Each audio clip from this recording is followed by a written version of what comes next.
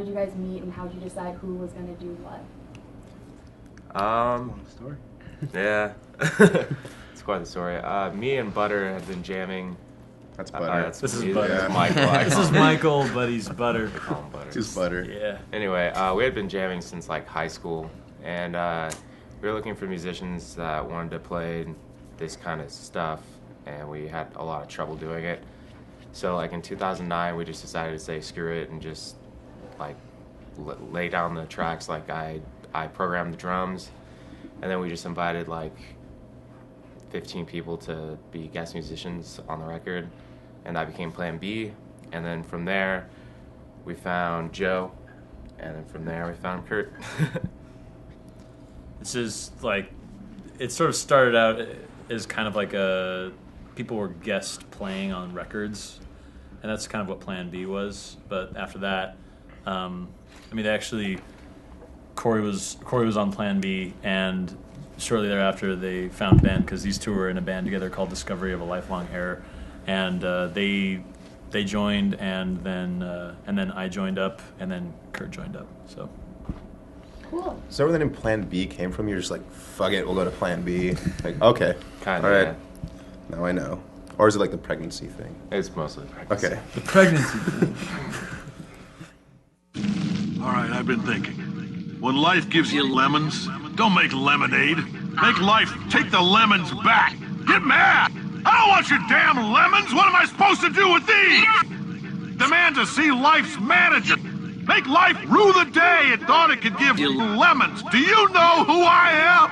I'm the man who's gonna burn your house down with the lemon. I'm gonna get my engineers to invent a combustible lemon that burns your house down.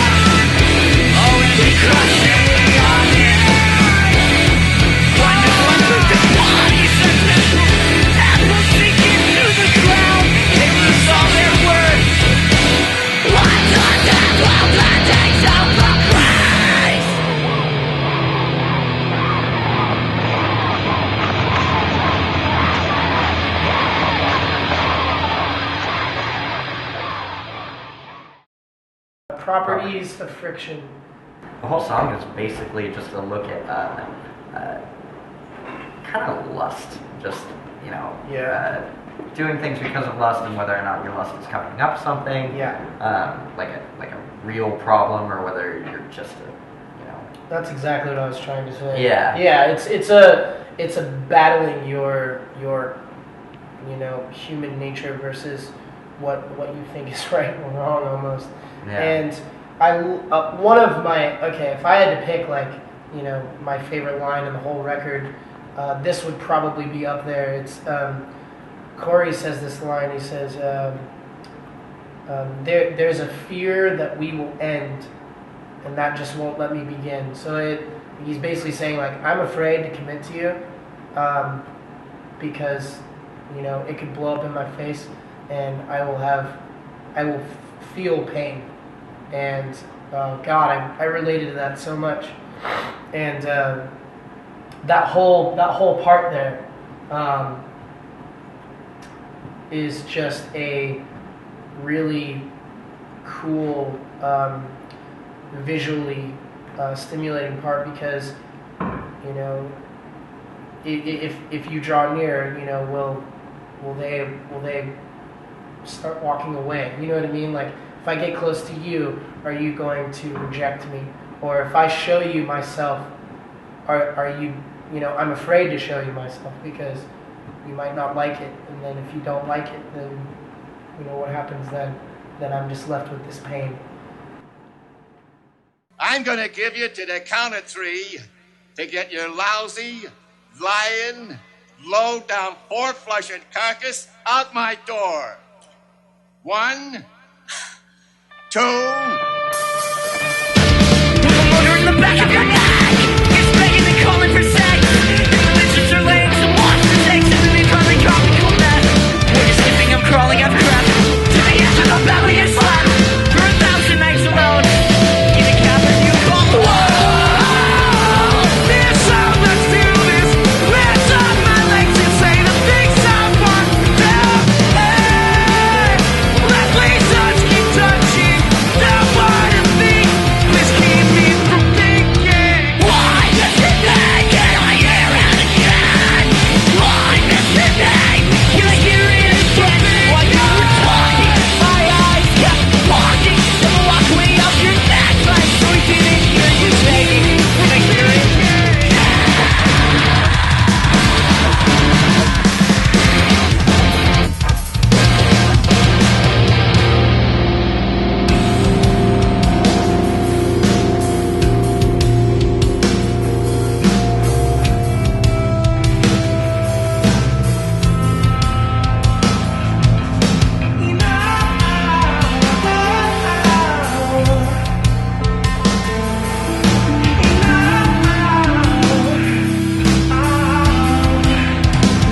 So many dreams have left me tired, waking up and shaking on my own.